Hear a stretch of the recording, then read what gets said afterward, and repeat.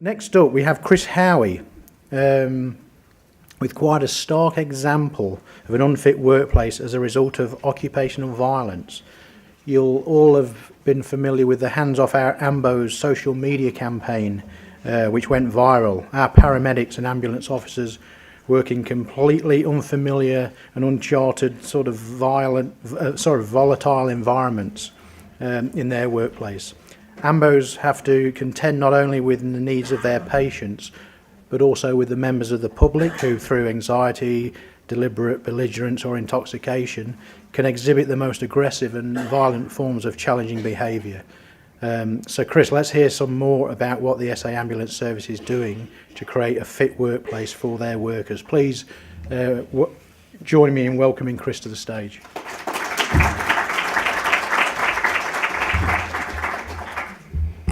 Thank you. It's very nice to be here. There's a lot of people back there. Generally very shy individual, obviously, you can tell. So I've been asked to come in to have a little bit of a chat about how we came about bringing together the Keep Your Hands Off Our Ambos campaign that we ran in 2015 and 16, and that we've in fact rerun again this year. So just bear with me and we'll step through a few different things to get to a point. So certainly we are going to aim to cover off on our journey, I suppose, as to how we got to where we were.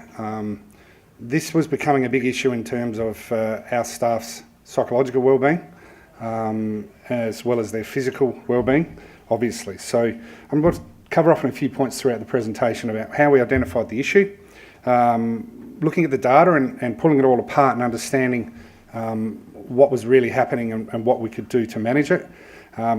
Getting support to set up a plan of action to move forward, what we actually did, analysing it later on and reviewing it, and looking at what and where we're up to, I guess, now. So what's the issue? It can be as stark as exactly what that picture shows. So in 2013 and 14, there were a total of 82 challenging behaviour or violence and aggression incidents reported by our staff, both career and volunteer, across the entire state. This was an increase of 20.6% on the previous year, so quite a significant jump.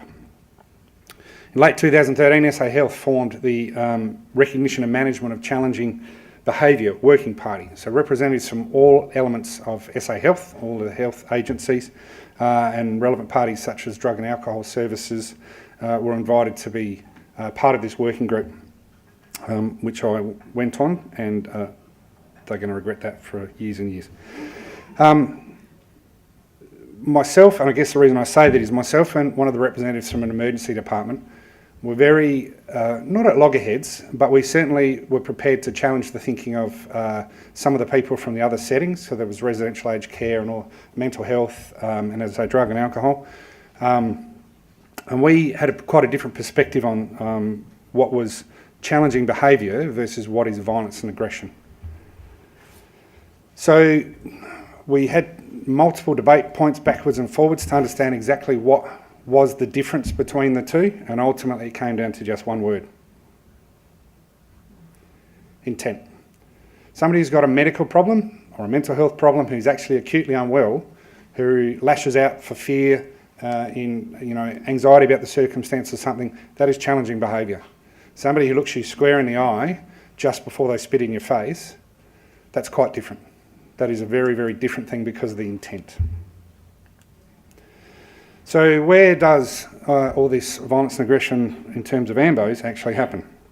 So obviously in the home, pubs and clubs, out in the streets, High Street's obviously one of the notable ones, and in the back of an ambulance. So we sat down and did some analysis of some of our data for 3 years, from January to 2013 through to 2016 June, just to see what were the causes of this. And as you can see, certainly drugs and alcohol was one of the big ones. When we're doing the Challenging Behaviour work group, every agency was given a continuum and a series of questions or dot points to say where would this fit in the terms of the severity across the continuum in terms of your particular workspace. So everybody's was slightly different. So this was the one that we ultimately came up for us. So The smallest concern, I guess, from our perspective was something like property damage, like smashing a window or something similar from our perspective was neither here nor there. Absconding, again, not necessarily such a big deal. And we move right through to the physical assault at the other end. So that's the sort of, I guess, continuum that we identified to be the most significant for our staff in the uncontrolled environment that we work in. Again, we compared all the local health networks and SAS staff. It was identified that each cohort had a slightly different weighting or consideration when looking at sliding scale and the areas of staff specialisation, patient needs, relationships and the environments that we operated in. So our specialisation was really was a specialist vocation. What we do is quite different. Medicine is medicine is medicine in a lot of ways, but where we do it and how we do it is quite different to what happens in a hospital environment. So through the working group on data analysis that was actually done, it was identified that the 5 key cohorts in order of risk would have something done that would be supported by SA Health in terms of moving forward. Our environment was identified to be number 1, the highest risk. Emergency departments were considered to be second, and you probably, or many of you may have seen the emergency department campaign that ran after ours was finished. Mental health services, residential aged care in the high level area, and also drug and alcohol services. So what could or should we do about the ambulance problem? So we could do the see no evil, hear no evil, speak no evil, and pretend it doesn't happen. This was my personal option, but strangely enough, it didn't get legs. I was also quite keen on this one. But ultimately, none of those were considered to be valuable options. So what could we do? So we've run internal campaigns about watching your mates back, looking after each other, because you really have to rely in an ambulance setting on your partner. Will they be male, female, old, young, experienced, inexperienced? They're your backup in the initial instance. So we really had to reinforce amongst our people that you had to look after each other as part of that process. We also have a very strong EAP and peer support program that's been operating within our organisation for a long period of time. We also have specific procedures that highlight the management of violence and aggression incidents. So this even flags to make sure that people don't get missed as a part of a system, that we will follow their process after they've been the unfortunate victim of assault right through up to and including going to court. So we used to get some pushback from some of our staff saying, you don't care, you didn't even come to court with me when I had to front up for my trial, or for the trial in relation to my assault. The problem we had was that we weren't considered to be an interested party. So we weren't even advised that the court case was on. So we didn't know what we didn't know. So once we came to that realisation and understanding, part of the thing that was built into this is there is one manager allocated to each staff member who unfortunately becomes involved in these sort of incidents, and their responsibility is to every month make sure that they check in right through up to and including attending court with them. So every court case that involves an Ambos as a victim, you'll now see at least 2 or 3 green uniforms in the courtroom with that staff member, just to let them know they're supported and cared about. It's something that we found to be really, really important and made a big difference to our staff, and we had some really positive feedback around that. So all of those things are great, and in isolation they're quite effective for what they're meant to be. But obviously it still wasn't going to be enough. So we had to do something a little bit different, and we decided we'd do something really, really different that was really going to push the boundaries of what would be considered acceptable or safe from a government's perspective, like trying to get this sort of thing past the Minister's office. As I'm sure many of you would appreciate if you worked in government at all, it's not an easy task. But nonetheless, we decided to come up with a campaign, keep your hands off our Ambos. So some of the imperatives and pitfalls just could not be tokenistic. Ambos don't do fluff. If you try to, they're a very pragmatic workforce, they're very direct. They see a problem, whether it be a limb hanging off or whether it be Nana with chest pain. They come in, they make a decision, this is what I'm going to do, this is how I'm going to do it, and then they just go ahead and do it. They don't ask permission, they don't get a letter from the mum saying let her go and play, they just get on and do what they've got to do. So you try to put too much fluff around them and they're really going to struggle. So it really became a hearts and minds exercise for us, making sure that we could get them on board. Anything we were going to do to succeed had to have them with us. They had to come along for the ride, so to speak. So what were our objectives? So obviously the first one is raising awareness of the issue. I sat in a room and when they were doing some focus groups, because our target audience was males between 24 and 29 years of age. So I sat in a different room while they were doing some focus groups and another thing, watching a monitor like a lot of you are doing down towards the back, while they're having a conversation and somebody from the marketing agency was saying, do you believe this happens? Oh no, people wouldn't touch Ambos. They built a copper, but they wouldn't touch Ambos. Like, that's sacrosanct, you don't go there. Nobody would touch an Ambo. We wouldn't let anyone touch an Ambo. And I'm sitting in the other room banging my head, saying it does in fact happen. So that was the first thing we needed to do. We need to make sure that people understood that it was in fact an issue. Second one was to decrease the total incidence of challenging behaviour and violence and aggression. And we wanted to reduce it by 2%, which didn't seem like a lot, particularly when it all gone up by 20%. But we knew this was going to just take a little bit of time. So we thought we'll set a reasonable and manageable target. So we wanted to reduce the number of assaults, and that includes deliberate bites, kicks and punches. The deliberate intent of an exposure to blood and bodily fluid. It's a pretty horrible thing to have somebody spit blood-stained sputum into your face, into your mouth, into your ears, eyes. It's just not pleasant, and you know, particularly if you find out later they're an IV drug user, the risks and things that goes just beyond the individual at the workspace, because then they turn around and say, well, have I in fact contracted HIV or hepatitis or something similar? So then they have to wait for blood tests and things like that. So the advice is, well, if you're going to be intimate with your partner at home, then you must practice safe sex until such time as you can determine whether this is the case or not. So it just goes beyond just that initial little spit. It's quite significant. Assault by a person other than a work colleague. So what that means is it could just be, you know, somebody who might just push or shove, who might be a bystander, who's not necessarily the patient. Threatened assault by a person other than a work colleague.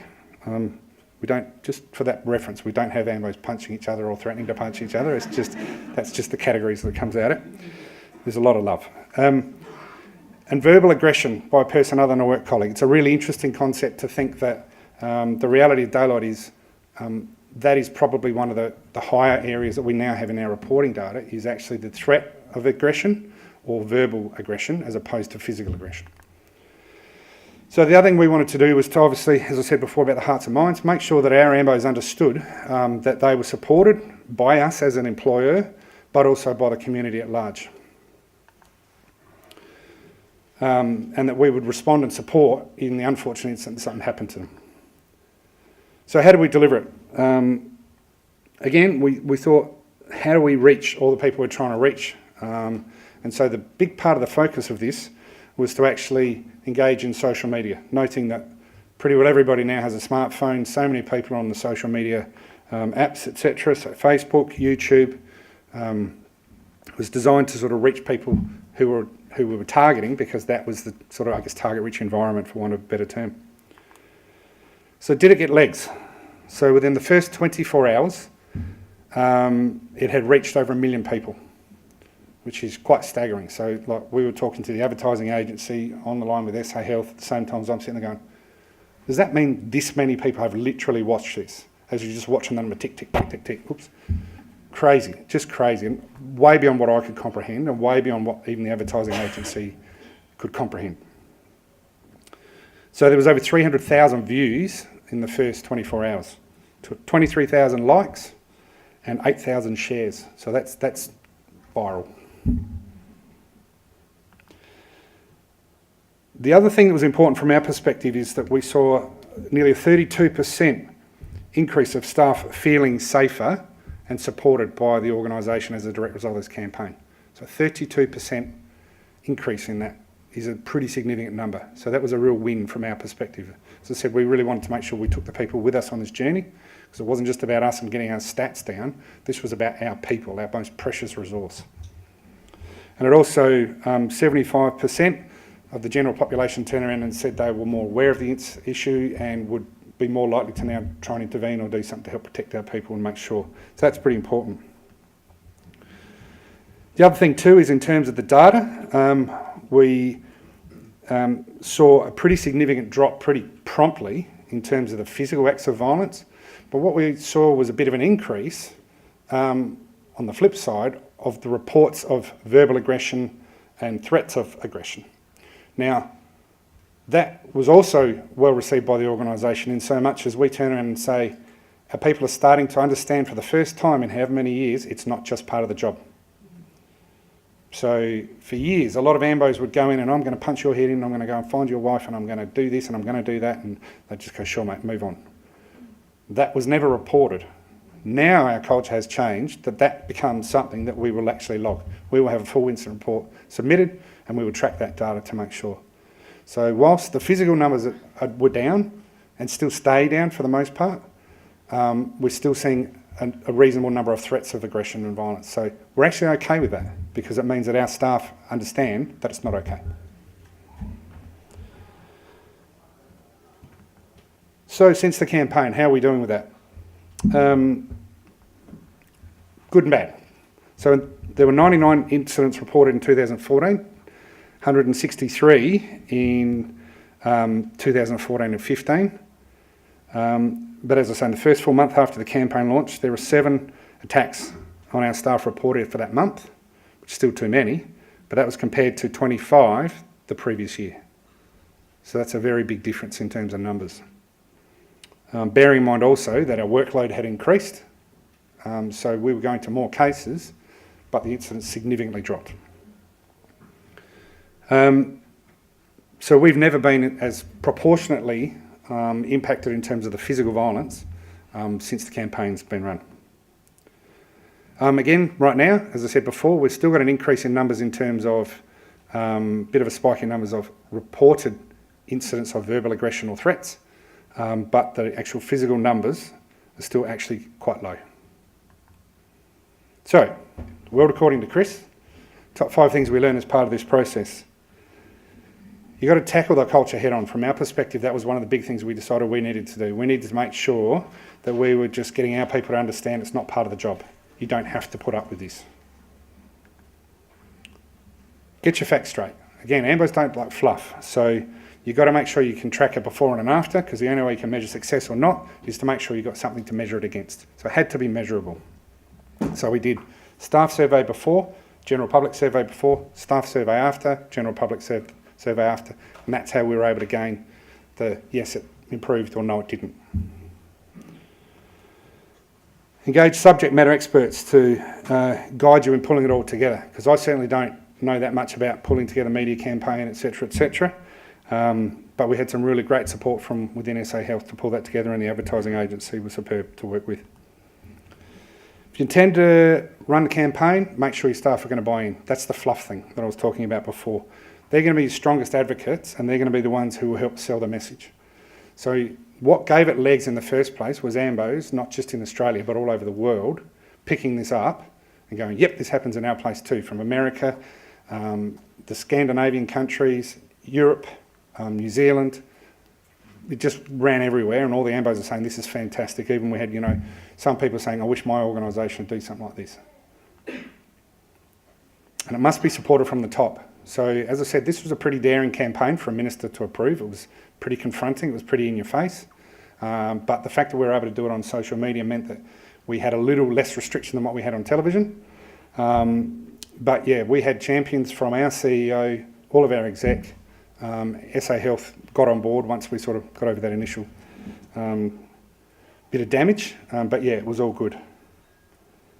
And try and get SA Health to pay for it. That was another win, but don't tell them I said that, because that would be career limiting at best, I suspect. So I guess there's probably not much more to share except the actual campaign.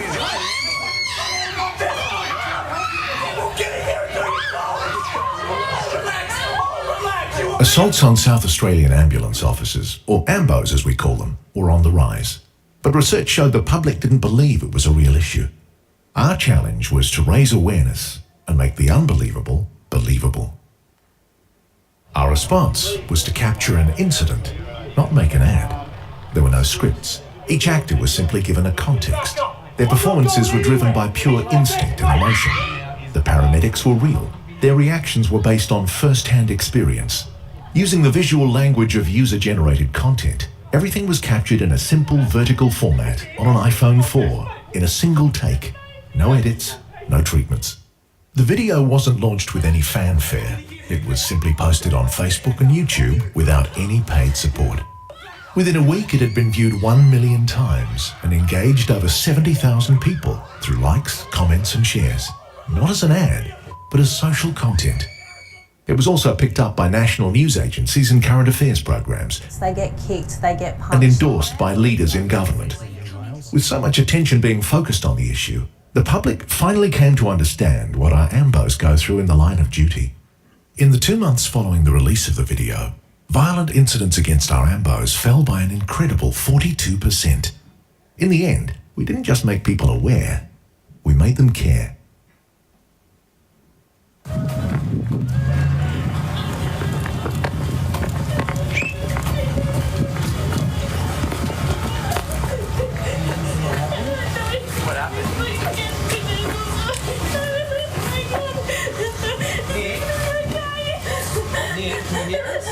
Is it gonna be okay? Mate, please give us some space. Come. Wait, what's going on in here? Hey, Nick! Hey, anyone see what happened to him? Is it gonna be Hey, Nick! Get off me! Hey, Beck, what happened? You didn't see anything. Get your hand off! It's my mate, Nick. I know him, alright? I will stop it when you tell me what happened. Did he give you the head? What's going on? Please back up. Oh, you back up! You back up! Well, get in here and do your job! Relax! Relax! You want me to get in there and do something! Help me! You're not helping! You're standing over here talking to me! You're standing over here talking to me! You get in there and do your job! Oh, did anyone see how this happened? Someone! Can you do it anyway?